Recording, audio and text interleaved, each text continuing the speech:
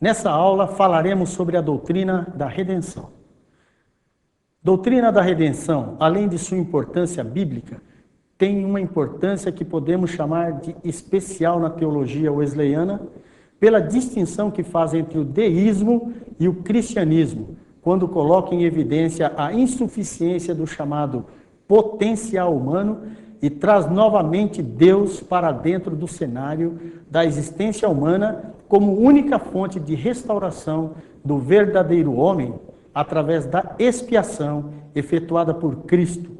A doutrina da redenção coloca o homem de volta à sua verdadeira dimensão moral e racional, evidenciando a necessidade da graça. Embora não exista nenhum escrito específico de Wesley sobre a expiação, através de seus discursos e sermões, podem ser percebidos aspectos do seu conceito acerca da mesma. Wesley sofreu algumas influências importantes na formulação dessa doutrina, como veremos a seguir. Primeiro, teoria patrística.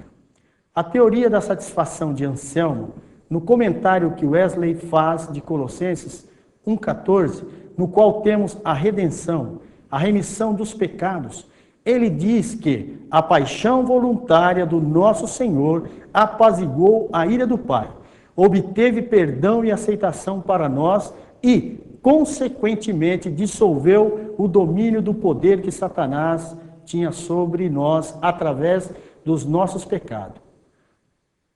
Essa afirmação reflete o pensamento de Anselmo, que via a expiação como satisfação relativa à exigência da honra de Deus. Para Anselmo, como criatura de Deus, o homem está sob a obrigação de sujeitar sua vontade absoluta e inteiramente à vontade divina. Quando se recusou a isso, em atitude de revolta, ele desonrou a Deus e assim contraiu uma dívida. Deus viu-se furtado da sua honra, a qual precisava ser restaurada de alguma maneira.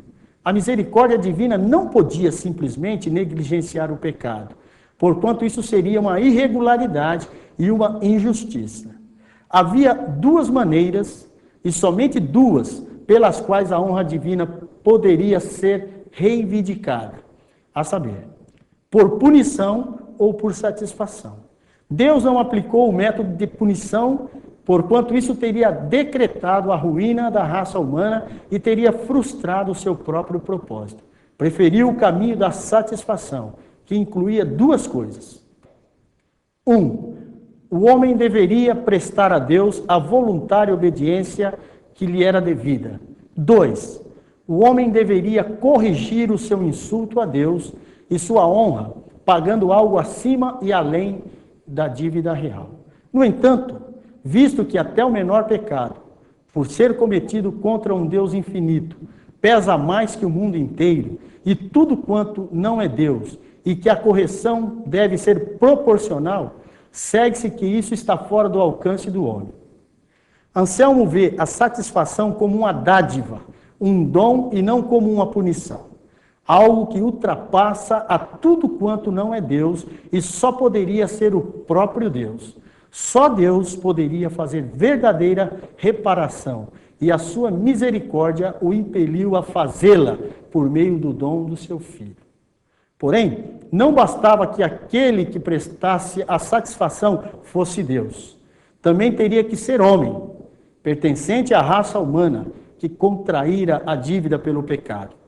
Mas um homem sem pecado, que não estivesse endividado, somente o Deus homem poderia satisfazer a esses requisitos, fazendo assim justiça à honra de Deus. Teoria penal dos reformadores. Em sua nota sobre Romanos 3,5, Wesley afirma que a propiciação era para apaziguar um Deus ofendido. Wesley escreve que se Deus não ficou ofendido, como alguns ensinam, não houve nenhuma necessidade desta expiação. E, se foi assim, Cristo morreu em vão. Com esse conceito, Wesley se aproxima dos reformadores que pensam nela como um sacrifício penal, cuja finalidade era satisfazer a justiça de Deus. Assim, a expiação é elevada da esfera de direitos privados para a esfera da lei pública. Isso equivale a dizer que os reformadores também rejeitavam a alternativa anselmiana de satisfação ou punição, frisando que uma coisa não exclui a outra, mas que a satisfação prestada pelo sacrifício de Cristo foi satisfação por meio de punição. Em outras palavras, ressaltavam o fato de que os sofrimentos de Cristo foram, ao mesmo tempo, penais e vicários. Partindo desse segundo conceito, podemos afirmar que o conceito de Wesley sobre a expiação envolve a satisfação, não só da honra, mas da justiça de Deus.